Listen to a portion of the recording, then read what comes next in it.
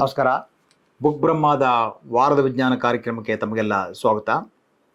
ಈ ವಾರ ಇಡೀ ಜಗತ್ತಿನಲ್ಲಿ ಚರ್ಚೆ ಆಗ್ತಾ ಇರ್ತಕ್ಕಂಥ ವಿಷಯ ಜಾಗತಿಕ ತಾಪಮಾನದ ಬಗ್ಗೆ, ಗ್ಲೋಬಲ್ ವಾರ್ಮಿಂಗ್ ಬಗ್ಗೆ, ಅಥವಾ ವಾತಾವರಣದಲ್ಲಿ ಆಗ್ತಾ ಇರ್ತಕ್ಕಂಥ ಅನಾಹುತಗಳ ಬಗ್ಗೆ, ಕ್ಲೈಮೇಟ್ ಚೇಂಜ್ಗೆ ಬಗ್ಗೆ ಇಂಗ್ಲೆಂಡ್ನ ಗ್ಲಾಸ್ಗೋ ನಗರದಲ್ಲಿ 120 ದೇಶಗಳು ಸೇರಿ ಈ ಚರ್ಚೆಯನ್ನು ನಡೀತಾ ಇದ್ದಾರೆ.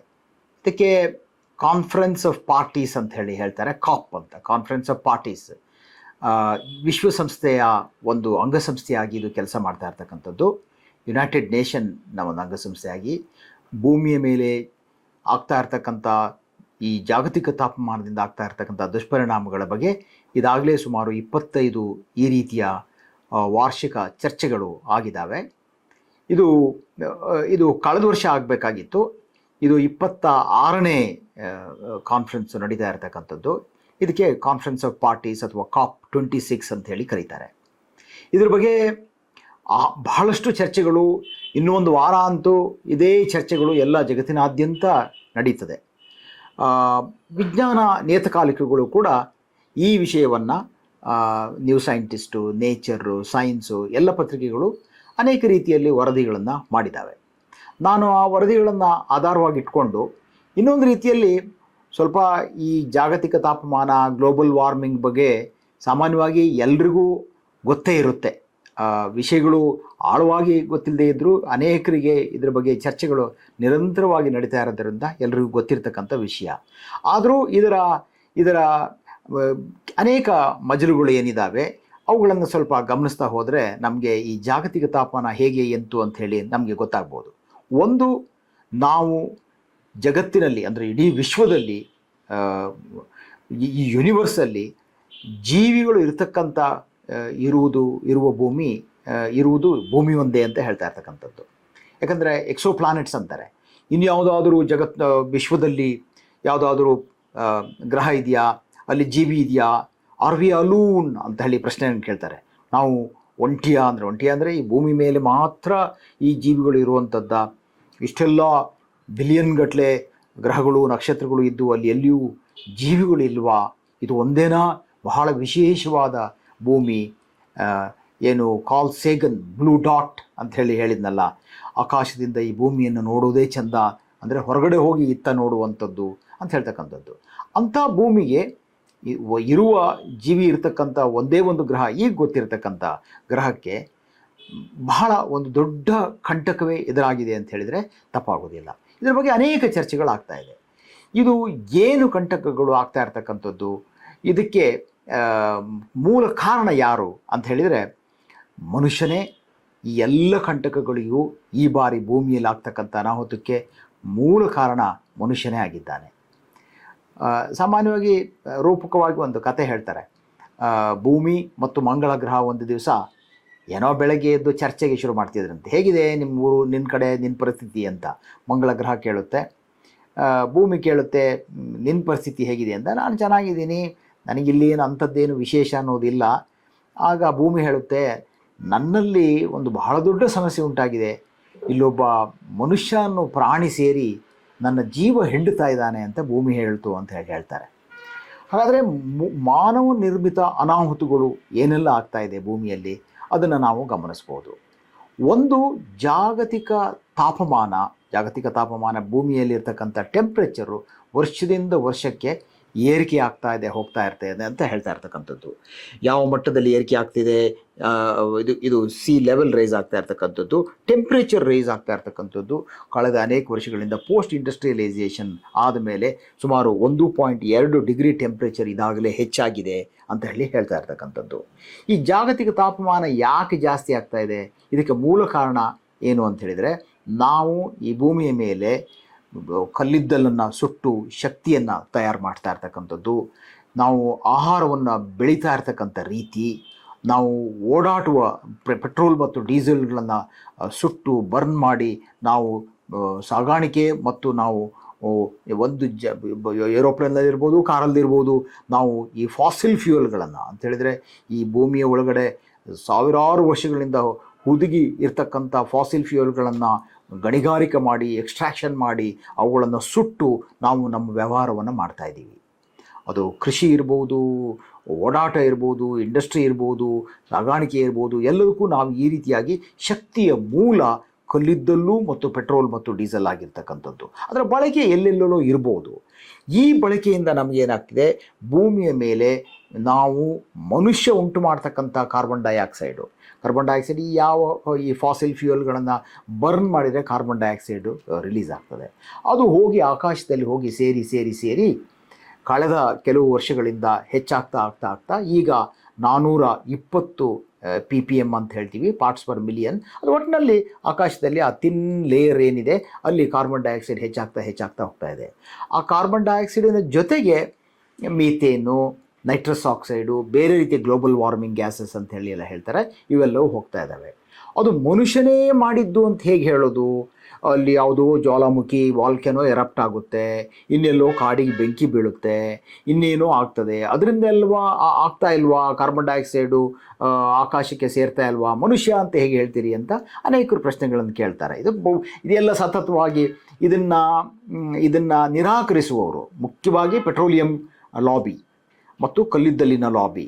ಪೆಟ್ರೋಲಿಯಂ ಲಾಬಿ, ಸೌದಿ ಅಂಥ ದೇಶಗಳು ಇವತ್ತಿಗೂ ಇದೆಲ್ಲ ವಾತಾವರಣದಲ್ಲಿ ಸಹಜವಾಗಿದೆ, ಮನುಷ್ಯನಿಗೂ ಅದಕ್ಕೂ ಸಂಬಂಧವೇ ಇಲ್ಲ, ನಿರಂತರವಾಗಿ ಜಗತ್ತಿನಲ್ಲಿ ಬದಲಾವಣೆ ನಡೀತಾ ಇರ್ತದೆ ಅಂತೇಳಿ ಅದು ಮನುಷ್ಯ ತಾನೇ ತಾನೇ ಮಾಡಿದ್ದು ಅಂತ ಹೇಳಿ ಹೇಳ್ತಕ್ಕಂಥ ವಾದ ವೈಜ್ಞಾನಿಕ. ಅದಕ್ಕೆ ಎಲ್ಲ ರೀತಿಯ ಸಾಕ್ಷಿಗಳಿದ್ದಾವೆ. ಎಷ್ಟೋ ನೊಬೆಲ್ ಪ್ರೈಸ್ಗಳು ಈ ವಿಜ್ಞಾನಕ್ಕೆ ಬಂದಿದ್ದಾವೆ. ಆದರೆ ಪೆಟ್ರೋಲಿಯಂ ಲಾಬಿ ಏನು ಮಾಡ್ತದೆ, ಇಲ್ಲೆಲ್ಲ ನಮ್ಮಿಂದ ಇದೇನು ಆಗ್ತಾ ಇಲ್ಲ. ಉದಾಹರಣೆಗೆ ತಂಬಾಕಿನ ಲಾಬಿ ಸುಮಾರು 150 ವರ್ಷ ಕ್ಯಾನ್ಸರ್ಗೂ ನಮಗೂ ಸಂಬಂಧವೇ ಇಲ್ಲ ಅಂಥೇಳಿ ವೈಜ್ಞಾನಿಕ ಪತ್ರಿಕೆಗಳನ್ನು ಹೊರತಂದರು, ಸೈಂಟಿಫಿಕ್ ಪೇಪರ್ಗಳನ್ನು. ಅದು ಸಾಮಾನ್ಯವಾಗಿ ಹೇಳ್ತಾರೆ ಫಂಡಿಂಗ್ ಆ್ಯಂಡ್ ಫೈಂಡಿಂಗ್ ಅಂತ. ದುಡ್ಡು ಕೊಟ್ಟಿದ್ದ್ಯಾರು, ಪತ್ರಿಕೆ ಈ ರಿಸರ್ಚ್ ಮಾಡಿದ್ದ್ಯಾರು ಅಂತ ಹೇಳ್ತಕ್ಕಂಥದ್ದು. ಆ ರೀತಿಯಾಗಿ ತಮ್ಮನ್ನು ತಾವು ಸೇಫ್ ಗಾರ್ಡ್ ಮಾಡ್ಕೊಳ್ಳೋಕ್ಕೆ ಆ ರೀತಿಯಾಗಿ ಬಂತು. ಆದರೆ ಈಗ ವೈಜ್ಞಾನಿಕವಾಗಿ ದೃಢಪಟ್ಟಿರೋದು ಏನು ಅಂತ ಹೇಳಿದ್ರೆ, ಇದೇ ಕಾರ್ಬನ್ ಡೈಆಕ್ಸೈಡಲ್ಲಿ ಮನುಷ್ಯ ಮಾಡಿದ್ದು ಅಂತ ಹೇಗೆ ಹೇಳ್ಬೋದು ಅಂದರೆ, ಆ ಕಾರ್ಬನ್ನಲ್ಲಿ 3 ರೀತಿಯ ಕಾರ್ಬನ್ ಇದೆ. ಕಾರ್ಬನ್ 12, 13, 14 ಅಂತ ಹೇಳ್ತಾರೆ. 12, 13, 14 ಅದರ ಐಸೋಟೋಪ್ಸ್ಗಳನ್ನ ಹೇಳ್ತಕ್ಕಂಥದ್ದು. ಆ 14 ಐಸೋಟೋಪ್ ಏನಿದೆಯಲ್ಲ ಅದು ಮಾನವ ನಿರ್ಮಿತ ಕಾರ್ಬನ್ ಡೈಆಕ್ಸೈಡ್ ಅಂತೇಳಿ ಗೊತ್ತಾಗುತ್ತೆ. ಯಾಕಂದರೆ ಅದು ಬರ್ತಕ್ಕಂಥದ್ದು ಈ ಫಾಸಿಲ್ ಫ್ಯೂಯಲ್ಗಳನ್ನು ನಾವು ಬರ್ನ್ ಮಾಡೋದ್ರಿಂದ, ಕಲ್ಲಿದ್ದಲ್ಲಿರ್ಬೋದು ಅಥವಾ ಪೆಟ್ರೋಲ್ ಡೀಸೆಲ್ಗಳಿರ್ಬೋದು. ಇದು ಬರ್ನ್ ಮಾಡಿದ್ದನ್ನೇ ಬರಂತು ಅಂಥೇಳಿ ಅದನ್ನು ನಾವು ಟ್ರೇಸ್ ಮಾಡ್ಬೋದು. ಇವತ್ತು ವಿಜ್ಞಾನದಲ್ಲಿ ನೀವು 50,000 ವರ್ಷದ ಇದು ಸಿಕ್ಕಿದರೆ ಸಾಕು, ಏನು ಕರಕಲಾಗಿರ್ತಕ್ಕಂಥದ್ದು ಆಹಾರ ಧಾನ್ಯ ಸಿಕ್ಕಿದರೆ ಸಾಕು, ಅಥವಾ ಅವನ ಬಾಡಿ ಸಿಕ್ಕಿದರೆ ಸಾಕು, ಅಥವಾ ಮಲಮೂತ್ರಗಳು ಸಿಕ್ಕಿದರೆ ಅವನು ತಿಂದಿದ್ದೇನು ಅಂತ ಹೇಳ್ತಾರೆ. ಆ ಮಟ್ಟಿಗೆ ಅದು ಕಾರ್ಪೊಲೈಟ್ ಸ್ಟಡೀಸ್ ಅಂತ ಹೇಳಿ ಕನೆಕ್ಟ್ ಮಾಡೋಕ್ಕೆ ಸುಲಭ ಇವತ್ತು ವಿಜ್ಞಾನದಲ್ಲಿ ಅಧ್ಯಯನ. ಅಥವಾ ಹಳೆಯ ಮೂಳೆ ಸಿಕ್ಕಿದರೆ, ಅದರಲ್ಲೂ ಕಿವಿಯಲ್ಲಿ ಇರ್ತಕ್ಕಂಥ ಮೂಳೆ ಸಿಕ್ಕಿದರೆ ಅವ್ನು DNA ಇದು, ಅವ್ನು ಎಲ್ಲಿಂದ ಬಂದ, ಆಫ್ರಿಕಾದಿಂದನೇ ಬಂದೋ ಹೇಗೆ ಬಂದೋ ಅಂತೇಳಿ ಟ್ರೇಸ್ ಮಾಡ್ಬೋದು. ವಿಜ್ಞಾನದಲ್ಲಿ ಬಹಳ ನಿಖರವಾದಂಥ ಒಂದು ಟೂಲ್ಸ್ಗಳು ಇದ್ದಾವೆ. ಹಾಗಾಗಿ ಈ ಕಾರ್ಬನ್ ಡೈಆಕ್ಸೈಡ್ ಎಮಿಷನ್ ಆಗ್ತಾ ಇರ್ತಕ್ಕಂಥದ್ದು ಮನುಷ್ಯನಿಂದಲೇ ಇದು ಹೊರಹೊಮ್ಮಿರ್ತಕ್ಕಂಥದ್ದು ಅಂತ ಪ್ರೂಫ್ ಆಗಿದೆ. ಈಗ ಇದೇ ರೀತಿ ಏನಾದರೂ ನಾವು ಮುಂದುವರೆದ್ರೆ, ಈಗ ಬಿಸ್ನೆಸ್ ಆ್ಯಸ್ ಯೂಶ್ವಲ್ ಅಂತಾರಲ್ಲ, ಹೀಗೆ ನಾವು ಮುಂದುವರೆದ್ರೆ, ಮೊನ್ನೆ ವಿಶ್ವಸಂಸ್ಥೆ ಹೇಳಿದೆ ಈ ಶತಮಾನದ ಅಂಚಿಗೆ 2.7 ಡಿಗ್ರಿ ಹೆಚ್ಚು ಟೆಂಪ್ರೇಚರ್ ಜಾಸ್ತಿ ಆಗ್ತದೆ ಅಂತ ಹೇಳ್ತಕ್ಕಂಥದ್ದು, ತಾಪಮಾನ ಹೆಚ್ಚಾಗ್ತದೆ ಅಂಥದ್ದು. ಜಾಗತಿಕ ತಾಪಮಾನ ಹೆಚ್ಚಾದಂತೆ ಭೂಮಿಗೆ ಏನು ಕಂಟಕ, ಭೂಮಿಯಲ್ಲಿರ್ತಕ್ಕಂಥ ಎಲ್ಲ ಜೀವಿಗಳಿಗೂ ಏನು ಕಂಟಕ.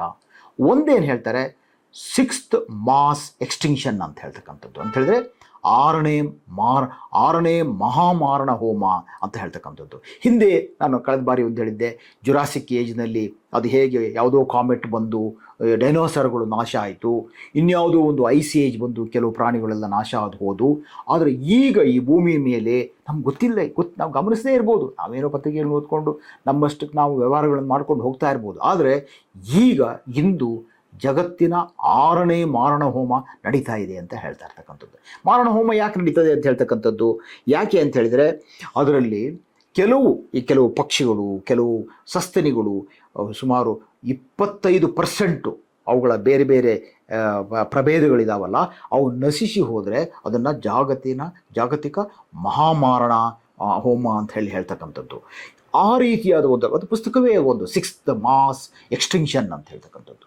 ನಮ್ಗೆ ಗೊತ್ತಿಲ್ಲದೆ ಎಷ್ಟು ಸೂಕ್ಷ್ಮ ಜೀವಿಗಳು ಸಾಯ್ತಾ ಇರ್ಬೋದು. ನಾವು ಹೊಡೆಯುವ ಪೆಸ್ಟಿಸೈಡಿಂದ, ನಾವು ಮಾಡ್ತಾ ಇರ್ತಕ್ಕಂಥ ಜಾಗತಿಕ ತಾಪಮಾನದಿಂದ, ನಾವು ಕಾಡನ್ನು ಸುಡ್ತಾ ಇರ್ತಕ್ಕಂಥದ್ರಿಂದ ಎಷ್ಟು ಪ್ರಾಣಿಗಳು, ಪಕ್ಷಿಗಳು, ಕೀಟಗಳು, ಪರ್ಟಿಕ್ಯುಲರ್ಲಿ ಇನ್ಸೆಕ್ಟಗೆಡಾನ್ ಅಂತ ಹೇಳ್ತಾರೆ. ಆರ್ಮಗೆಡಾನ್ ಅಂದರೆ ಈ ನಾವು ಎಕ್ವಿಪ್ಮೆಂಟ್ಗಳನ್ನು, ಯುದ್ಧ ಆಯುಧಗಳನ್ನು ಎಲ್ಲ ಸೃಷ್ಟಿ ಮಾಡಿ ಹೆಚ್ಚು ಹೆಚ್ಚು ಮಾಡಿಕೊಂಡು ನಮ್ಮನ್ನು ನಾವು ಕೊಂದುಕೊಳ್ಳೋದಕ್ಕೆ ಆರ್ಮಗೆಡಾನ್ ಅಂತಾರೆ.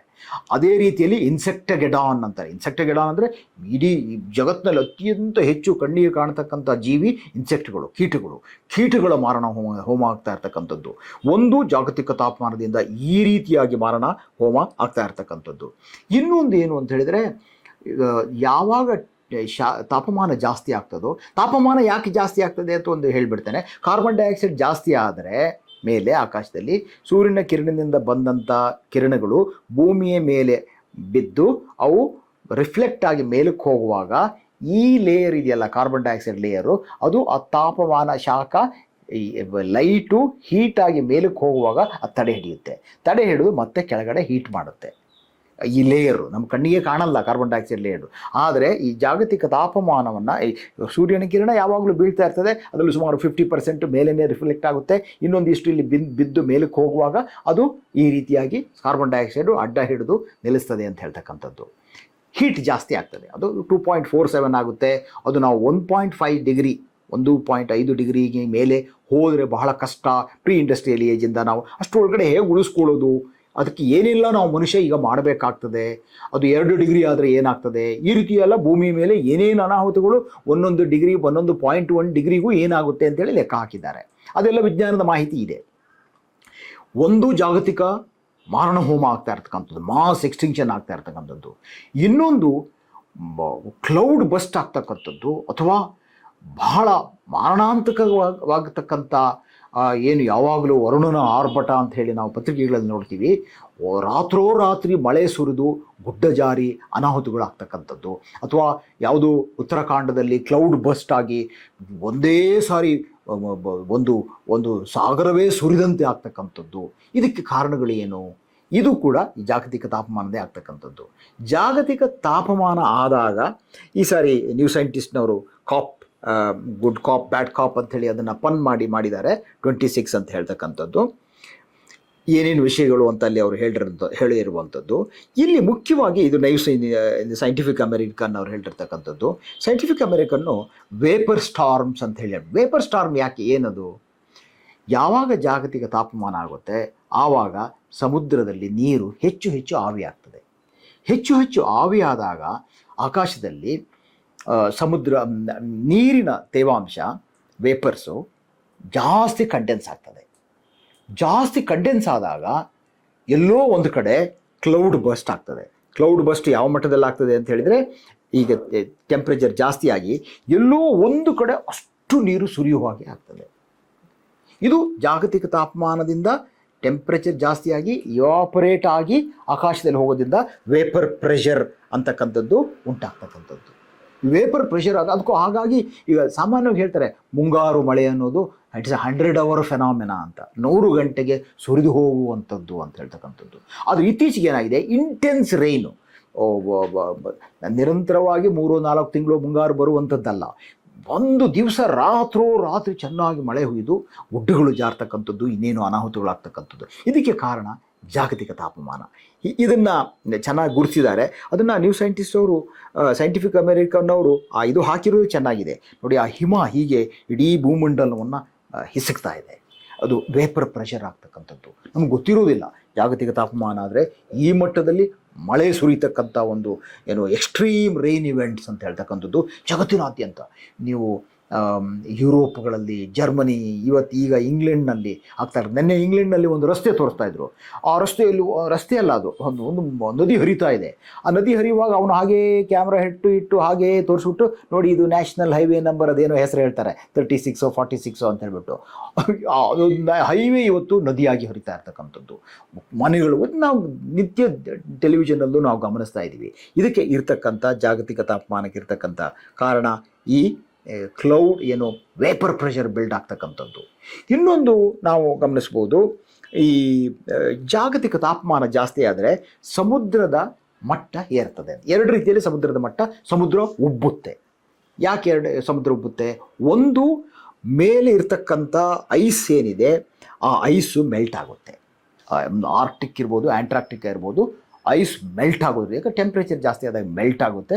ಅದು ಸಾಮಾನ್ಯ ಈಗಿರ್ತಕ್ಕಂಥ ಗ್ರೀನ್ಲ್ಯಾಂಡು ಅದರಲ್ಲಿ ಐಸ್ ಇರೋದೇ ಇಲ್ಲ, ಭೂಮಿ ಆಗಿಬಿಡ್ತದೆ ಅಂತ ಹೇಳ್ತಾರೆ. ಸೊ ಮೆಲ್ಟ್ ಆದಾಗ ಭೂಮಿಯಲ್ಲಿ ನೀರು ಜಾಸ್ತಿ ಆಗುತ್ತೆ, ಅದು ಹೆಚ್ಚಾಗ್ತಕ್ಕಂಥದ್ದು. ಇನ್ನೊಂದು, ತಾಪಮಾನ ಹೆಚ್ಚಾದಾಗ ಕೂಡ ನೀರು ಅದರ ಎಕ್ಸ್ಪ್ಯಾನ್ಷನ್ ಆಗ್ತದೆ, ಅದು ಉಬ್ಬುತ್ತದೆ.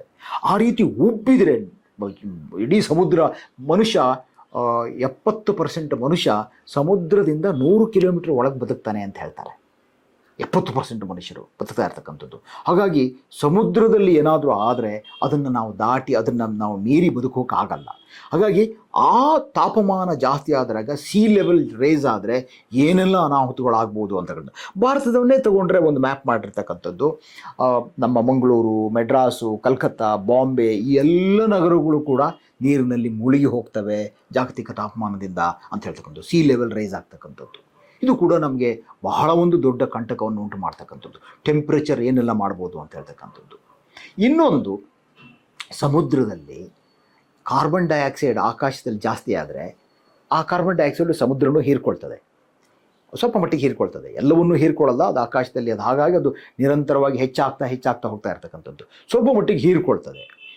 ಕಾರ್ಬನ್ ಡೈಆಕ್ಸೈಡನ್ನು ಸಮುದ್ರ ಹೀರ್ಕೊಂಡಾಗ ಅದು ಕಾರ್ಬಾನಿಕ್ ಆ್ಯಸಿಡ್ ಆಗ್ತದೆ. ಆಗ ಸಮುದ್ರದಲ್ಲಿ ಒಂದು pH ಇದೆ. ಅಸಿಡಿಟಿ ಇದ್ದರೆ, ಆ್ಯಸಿಡ್ಡಿಗೆ ಹಾಕಿದರೆ ಯಾವ ಮೀನು ಬದುಕಲ್ಲ, ಅಥವಾ ಯಾವ ಜೀವಿಯೂ ಬದುಕೋಕ್ಕಾಗಲ್ಲ.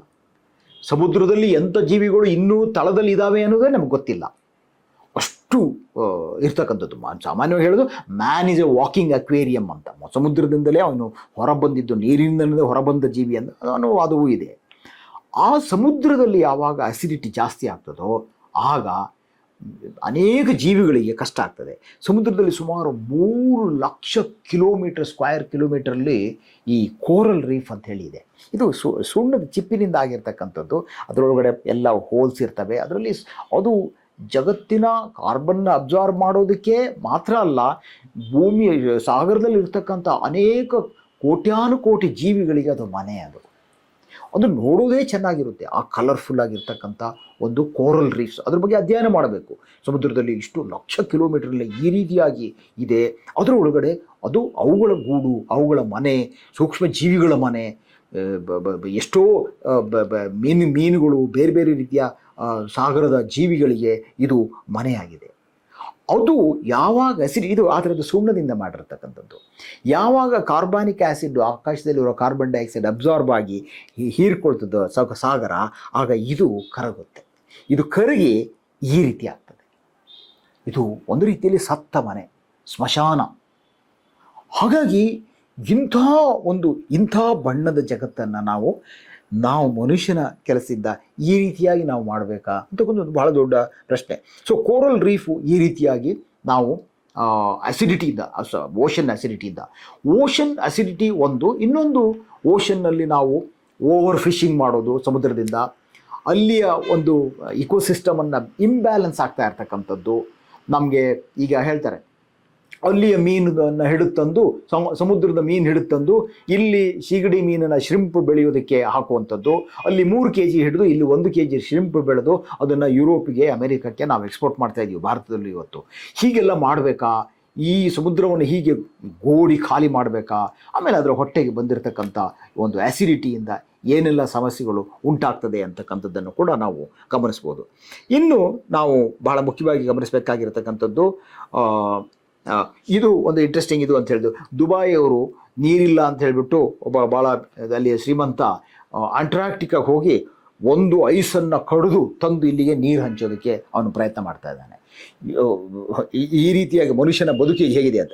ಇನ್ನೊಂದು ಬಹಳ ಮುಖ್ಯವಾಗಿ ನಾವು ಗ್ಲೋಬಲ್ ವಾರ್ಮಿಂಗ್ಗೆ ಕಾರಣ ಇರತಕ್ಕಂಥದ್ದು, ನಮ್ಮ ಪಂಜಾಬ್ ಹರಿಯಾಣಗಳಲ್ಲಿ ರೈತರು ಮತ್ತೆ ಬೆಳೆಯನ್ನು ಬೆಳಿಬೇಕು ಅನ್ನೋ ಕಾರಣದಿಂದ ಒಂದಾದಮೇಲೆ ಇನ್ನೊಂದು ಬೆಳೆ, ಗೋಧಿ ಆದಮೇಲೆ ಭತ್ತ ಆದಮೇಲೆ ಗೋಧಿ, ಇದನ್ನು ಬೆಳಿಬೇಕು ಅನ್ನೋ ದೃಷ್ಟಿಯಿಂದ ಬೇಗ ಮತ್ತೆ ಹೊಲಗಳನ್ನು ತಯಾರು ಮಾಡಬೇಕು ಅನ್ನೋವಾಗ ಈ ಸ್ಟಬಲ್ ಅಂತ ಏನಿದೆ, ಈ ಹುಲ್ಲು ಏನು ಬರ್ತದೆ ಕೊಯ್ಲಾದ ಮೇಲೆ ಅದಕ್ಕೆ ಬೆಂಕಿ ಹಾಕ್ತಕ್ಕಂಥದ್ದು, ಅದು ಕೂಡ ನಮ್ಮ ಭಾರತದಲ್ಲಿ ಡೆಲ್ಲಿ ಅಂತ ನಗರಗಳಿಗೆ ಅದು ಸಮಸ್ಯೆ ಆಗ್ತದೆ. ಅದಕ್ಕಿಂತ ಹೆಚ್ಚಾಗಿ ನಾವು ಅನಿಮಲ್ ಫಾರ್ಮಿಂಗ್ ಇವತ್ತು ಹೇಗೆ ಮಾಡ್ತಿದ್ದೀವಿ ಅಂತ ಹೇಳ್ತಕ್ಕಂಥದ್ದು. ಒಂದು ಚೈನಾದಲ್ಲಿ ಸುಮಾರು 30 ವರ್ಷಗಳ ಹಿಂದೆ 1 ವರ್ಷಕ್ಕೆ 5 kg ಮಾಂಸ ತಿಂತಾ ಇದ್ದವರು ಇವತ್ತು 70 kg ಮಾಂಸವನ್ನು 1 ವರ್ಷಕ್ಕೆ ಒಬ್ಬ ಮನುಷ್ಯ ತಿಂತಾನೆ. ಯುರೋಪ್ನಲ್ಲಿ 100 kg ಅಷ್ಟು ತಿನ್ನುವಂಥದ್ದು ಇದೆ, ಅಮೆರಿಕ ಯುರೋಪ್ನಲ್ಲಿ. ಅದಕ್ಕೆ ಬೇಕಾದಂಥ ದೊಡ್ಡ ದೊಡ್ಡ ಫ್ಯಾಕ್ಟ್ರಿಗಳನ್ನು ಮಾಡಿ ಪಿಗ್, ಪೌಲ್ಟ್ರಿ, ಕ್ಯಾಟಲನ್ನು, ಬೀಫ್ ಪ್ರೊಡಕ್ಷನ್ಗೆ ಲಕ್ಷಾನುಗಟ್ಟಲೆ ಅನಿಮಲ್ಸ್ಗಳನ್ನು ಕಟ್ಟಿಬಿಟ್ಟು, ಇದೊಂದು ಆಸ್ಟ್ರೇಲಿಯನ್ ಫಾರ್ಮ್, ಅದು ನೋಡಿದರೆ ಅದು ಏನಪ್ಪ, ಅದು ಎಷ್ಟೋ ಲಕ್ಷ ಬೀಫ್ ಕ್ಯಾಟಲ್ನ ಒಂದು ಕಡೆ ಕಟ್ಟಿ ಸಾಕ್ತಕ್ಕಂಥದ್ದು. ಈ ಕಟ್ಟಿ ಸಾಕೋದಕ್ಕೆ ಈ ಮನುಷ್ಯನ ಇಷ್ಟು ಮಾಂಸವನ್ನು ಮಾಂಸ ವೆಜಿಟೇರಿಯನ್ ನಾನ್ ವೆಜಿಟೇರಿಯನ್ ಇಶ್ಯೂ ಅಲ್ಲ, ಇಷ್ಟು ಮಾಂಸವನ್ನು ಈ ರೀತಿಯಾಗಿ ಬೆಳೆದು ತಿನ್ನಬೇಕಾ ಅವನು, ಅದರಿಂದ ಏನೇನು ಕಾಯಿಲೆಗಳು ಬರ್ಬೋದು, ಏನೇನು ಅನಾಹುತ ಬರ್ತದೆ ಅನ್ನೋ ಒಂದು ಪ್ರಶ್ನೆಗಳು ಇದ್ದಾವೆ. ನಾವು ಹಿಂದೆ ಇರ್ತಕ್ಕಂಥದ್ದು ಬ್ಯಾಕ್ಯಾರ್ಡ್ ಪೌಲ್ಟ್ರಿನೋ ಅಥವಾ ಬೇರೆ ರೀತಿಯಲ್ಲಿ ನ್ಯಾಚುರಲ್ ಫಾರ್ಮಿಂಗ್ ಮಾಡೋಕೆ ಆಗಲ್ವಾ, ಅಥವಾ ಅಷ್ಟು ಮಾಡಿದರೆ ಇಷ್ಟೆಲ್ಲ ತಿನ್ನೋಕ್ಕಾಗಲ್ಲ ಅಂತಾರೆ. ಹೌದು, ಇಷ್ಟೆಲ್ಲ ತಿನ್ನಬೇಕಾ, 100 kg ತಿನ್ನಬೇಕಾ ಮನೆ, ಈ ಪ್ರಶ್ನೆಗಳೆಲ್ಲ ಇದ್ದಾವೆ. ಈ ಫುಡ್ ಪ್ರೊಡಕ್ಷನನ್ನು ನಾವು ಬದಲು ಮಾಡದೇ ಇದ್ದರೆ ಜಾಗತಿಕ ತಾಪಮಾನವನ್ನು ಕಂಟ್ರೋಲ್ ಮಾಡೋಕ್ಕಾಗಲ್ಲ ಅಂತ ಹೇಳ್ತಕ್ಕಂಥದ್ದು. ಈ ರೀತಿಯಾಗಿ ಹಂದಿ, ಕೋಳಿ ಮತ್ತು ಬೀಫ್ ಕ್ಯಾಟಲ್ನ ಸಾಕೋದಕ್ಕೋಸ್ಕರ ಅಮೆಝಾನ್ ಕಾಡನ್ನು ಕಡಿದು ಸೋಯಾಬೀನನ್ನು ಬೆಳೆಸ್ತಕ್ಕಂಥದ್ದು. ನೋಡಿ, ಕಾಡು ಹರಿದ್ವರ್ಣ ಆಗಿರ್ತಕ್ಕಂಥ ಕಾಡನ್ನು ಕಡಿದು ಬಯಲು ಮಾಡಿ ಅಲ್ಲಿ ನಾವು ಸೋಯಾಬೀನನ್ನು ಬೆಳೆದು, ಯಾಕೆಂದರೆ ಎರಡು ಮೇವಿಗೆ ಮುಖ್ಯ, ಮೆಕ್ಕೆಜೋಳ ಮತ್ತು ಸೋಯಾಬೀನು, ಇವು ಎರಡನ್ನ ಬೆಳೆದು ಮಿಲಿಯನ್ ಗಟ್ಟಲೆ ಟನ್ನುಗಳಷ್ಟು ಇವತ್ತು ಹೇಳ್ತಾರೆ ಜಗತ್ತಿನಲ್ಲಿ ಸುಮಾರು 4,000 ಮಿಲಿಯನ್ ಟನ್, 5,000 ಮಿಲಿಯನ್ ಟನ್ ಎಲ್ಲ ನಾವು ಹೇಳ್ತೀವಿ ಆಹಾರ ಧಾನ್ಯವನ್ನು ಬೆಳೆದು. ಅದರಲ್ಲಿ ಮನುಷ್ಯನಿಗೆ ಬೇಕಾದ ಆಹಾರ ಧಾನ್ಯಕ್ಕಿಂತ ಪ್ರಾಣಿಗೆ ಹೆಚ್ಚು ಆಹಾರ ಧಾನ್ಯವನ್ನು ಬೆಳೀತಾ ಇದ್ದೀವಿ. ಅದನ್ನು ಬೆಳೆಯೋದು ಹೇಗೆ, ಈ ರೀತಿಯಾಗಿ ಮಾಡ್ತಾ ಇರ್ತಕ್ಕಂಥದ್ದು. ಅಥವಾ ನಾವು ಪಾಮ್ ಬೆಳೆಯೋದಕ್ಕೆ ತಾಳೆ ಎಣ್ಣೆ, ನಾವು ಭಾರತವೂ ಕೂಡ ಸುಮಾರು 40% ತಾಳೆ ಎಣ್ಣೆಯನ್ನು ಉಪಯೋಗಿಸ್ತೀವಿ. ನಾವು ಮಲೇಷ್ಯಾ, ಇಂಡೋನೇಷ್ಯಾ ದೇಶಗಳಿಂದ ತರಿಸಿ ನಾವು ಬಳಸ್ತಾ ಇದ್ದೀವಿ. ಭಾರತದಲ್ಲೂ ತಾಳೆ ಎಣ್ಣೆ ಬೆಳಿಬೇಕು ಅನ್ನೋ ಒಂದು ಪ್ರೋಗ್ರಾಮ್, ಅದು ಒಳ್ಳೆಯ ಪ್ರೋಗ್ರಾಮ್ ಇಕಲಾಜಿಕಲ್ ದೃಷ್ಟಿಯಿಂದ ಅಲ್ಲ, ಯಾಕಂದರೆ ನಮ್ಮ ನಾರ್ತ್ ಈಸ್ಟರ್ನ್ ಸ್ಟೇಟಲ್ಲಿ ಎಲ್ಲ ಬೆಳಿಬೇಕು ಅಂತಾರೆ. ಈ ರೀತಿಯಾಗಿ ಕಾಡಿಗೆ ಬೆಂಕಿ ಹಾಕಿ ತಾಳೆ ಗಿಡವನ್ನು ಬೆಳೆದು ಅಗ್ರಿಕಲ್ಚರ್ ಮಾಡ್ತಕ್ಕಂಥದ್ದು, ನಮಗೆ ಅಡುಗೆ ಎಣ್ಣೆ ಈ ರೀತಿಯಾಗಿ ಬರ್ತದೆ ಅಂತ ನಮ್ಗೆ ಗೊತ್ತಿರೋದಿಲ್ಲ. ಅದು ಸಾಮಾನ್ಯವಾಗಿ ಒಂದು ಮಾತು ನಾನು ಮೊದಲು ಹೇಳಿರ್ಬೋದು, ಒಂದು ಮಾತು ಹೇಳ್ತಿದ್ರು, ಡಾಲ್ಡಾ ಕಿಲ್ಸ್ ಒರಾಂಗುಟಾನ್ ಅಂತ. ಡಾಲ್ಡಾ ಅಂದರೆ ಅದು ಬ್ಯಾಂಡು, ವನಸ್ಪತಿ ಕಿಲ್ಸ್ ಒರಾಂಗುಟಾನ್ ಅಂತ. ಯಾಕೆ ಅದು ಅಂತ ಹೇಳಿದರೆ, ಅದು ಆ ಪದಾರ್ಥ ವನಸ್ಪತಿ ಬರೋದು ತಾಳೆ ಎಣ್ಣೆಯಿಂದ. ತಾಳೆ ಎಣ್ಣೆ ಬರೋಕ್ಕೆ ಕಾಡಿಗೆ ಬೆಂಕಿ ಹಾಕ್ತಾರೆ. ಕಾಡಿನಲ್ಲಿ ಇರುವಂಥ ಬಾರ್ನಿಯೋ ಐಲ್ಯಾಂಡ್ನಲ್ಲಿ ಇರ್ತಕ್ಕಂಥ ಒರಾಂಗುಟಾನ್ಗೆ ಮನೆ ಇಲ್ದಂಗೆ ಆಗ್ತದೆ. ಅದು ಒಂದು ಸಿನಿಮಾನೇ ಮಾಡಿದ್ದಾರೆ, ಒರಾಂಗುಟಾನ್ ಕಾಡಿಗೆ ಬೆಂಕಿ ಹಾಕಿದಾಗ ಅದು ಹೊರಗೆ ಹೋಗಿ ವಾಪಸ್ ಹೋಗೋದಕ್ಕೆ ಮನೆ ಇಲ್ಲ ಅಂತ ಹೇಳುವಂಥದ್ದು. ಈ ರೀತಿಯಾಗಿ ಎಲ್ಲ ನಾವು ನಮ್ಮ ಉತ್ಪಾದನೆಯನ್ನು ಮಾಡ್ಕೋಬೇಕಾ, ಇದರ ಸಮಸ್ಯೆ ಏನಾಗ್ತದೆ ಅಂತ ಹೇಳ್ತಕ್ಕಂಥದ್ದು. ಹೀಗಾಗಿ ಜಾಗತಿಕ ತಾಪಮಾನದಿಂದ ಏನೆಲ್ಲ ಈ ರೀತಿಯಾಗಿ ಅನಾಹುತಗಳು ನಾವು ಮಾಡ್ತದೆ. ಮನುಷ್ಯ ಇದನ್ನು ಸರಿ ಮಾಡೋದಕ್ಕೆ ಏನು ಮಾಡಬೇಕು, ಅನೇಕ ರೀತಿಯಲ್ಲಿ ಹೇಳ್ತಾರೆ. ನಾವು ಫಾಸಿಲ್ ಫ್ಯೂಯಲಿಂದ ಎಲೆಕ್ಟ್ರಿಕ್ ಕಾರ್ಗಳಿಗೆ ಹೋಗಬೇಕಾ, ಸೋಲಾರ್ ಎನರ್ಜಿಯನ್ನು ಬಳಸಬೇಕಾ, ಆಲ್ಟರ್ನೇಟಿವ್ ಎನರ್ಜಿ, ರಿನ್ಯೂವಬಲ್ ಎನರ್ಜಿಯನ್ನು ಬಳಸಬೇಕಾ, ಅಥವಾ ನಾವು ತಂತ್ರಜ್ಞಾನಗಳನ್ನು ಈಗ ಹಳೆ ಬಲ್ಬಿಂದ LED ಹೇಗೆ ಸ್ವಿಚ್ ಓವರ್ ಆದ್ವಿ, ಈ ರೀತಿ ತಂತ್ರಜ್ಞಾನದ ಪ್ರಯೋಜನ ಎಷ್ಟಿದೆ, ತಂತ್ರಜ್ಞಾನ ಎಷ್ಟಿದೆ, ಒಳ್ಳೆಯದನ್ನು ಮಾಡ್ಕೋಬೋದು ನಾವು. ಒಂದೇನು ಹೇಳ್ತಾರೆ, ಇವತ್ತು ಮನುಷ್ಯ ಏನಾದರೂ ನಿಜವಾಗಿಯೂ ಒಳ್ಳೆಯ ತಂತ್ರಜ್ಞಾನಕ್ಕೆ, ಇಕೋ ಇಂಟೆನ್ಸಿಫಿಕೇಷನ್ ಟೆಕ್ನಾಲಜಿ ಅಂತಾರೆ, ಅಂತ ಹೇಳಿದರೆ ಪರಿಸರಕ್ಕೆ ಪೂರಕವಾದ ತಂತ್ರಜ್ಞಾನವನ್ನು ನಾವು ಹೆಚ್ಚು ಮಾಡ್ತಾ ಹೋದರೆ, ಈ ರೀತಿಯಲ್ಲ ಅನಾಹುತಗಳನ್ನು ತಡೀತಕ್ಕಂಥದ್ದಕ್ಕೆ ನಾವು ಹೆಚ್ಚು ದುಡ್ಡನ್ನು ಹಾಕಿ ವಿಜ್ಞಾನ ತಂತ್ರಜ್ಞಾನವನ್ನು ಬಳಸಿಕೊಂಡ್ರೆ, ತಾಪಮಾನವನ್ನು ಕಮ್ಮಿ ಮಾಡಿದರೆ, ಇವತ್ತು ನಾವು ಅನಾರೋಗ್ಯಕ್ಕೆ ಏನು ಖರ್ಚು ಮಾಡ್ತಿದ್ದೀವಲ್ಲ ಅದು 85% ಕಮ್ಮಿ ಆಗುತ್ತೆ ಅಂತಾರೆ. ಅದು ಇವತ್ತು ಜಾಗತಿಕ ತಾಪಮಾನದಿಂದ ಏನೇನು ಕಾಯಿಲೆಗಳು ಬರ್ತಿದೆ ಮನುಷ್ಯನಿಗೆ ಗೊತ್ತಾಗಲ್ಲ. ಕೋವಿಡ್ ಅಂಥದ್ದು ಬಂದಿದ್ದು ಕೂಡ ಈ ರೀತಿಯಾಗಿ ಕಾಡು ನಾಶ ಇದರಿಂದ ಮಾಡಿದ್ದ ಅನ್ನೋತಕ್ಕಂಥದ್ದು ಈಗೆಲ್ಲ ಗೊತ್ತಿರ್ತಕ್ಕಂಥ ವಿಷಯ. ಹಾಗಾಗಿ ನಾವೇನಾದರೂ ಈ ಪರಿಸರಕ್ಕೆ ಪೂರಕವಾದ ತಂತ್ರಜ್ಞಾನವನ್ನು ಹೆಚ್ಚು ಬೆಳೆಸ್ಕೊಂಡು ನಾವು ನಮ್ಮ ಇಂಧನ ಶಕ್ತಿಯನ್ನು ಬೇರೆ ಸೌರಶಕ್ತಿ ಹೇಳ್ತಾರೆ. ಒಂದು ದಿನಕ್ಕೆ ಸೂರ್ಯನ ಶಕ್ತಿ ಎಷ್ಟು ಬರುತ್ತೆ ಭೂಮಿಯ ಮೇಲೆ ಅಂದರೆ, ಮನುಷ್ಯನಿಗೆ ಇಡೀ ವರ್ಷ ಬೇಕಾಗಿದ್ದಕ್ಕಿಂತ 10,000 ಪಟ್ಟು ಜಾಸ್ತಿ ಬರ್ತದೆ ಅಂತ ಹೇಳ್ತಕ್ಕಂಥದ್ದು.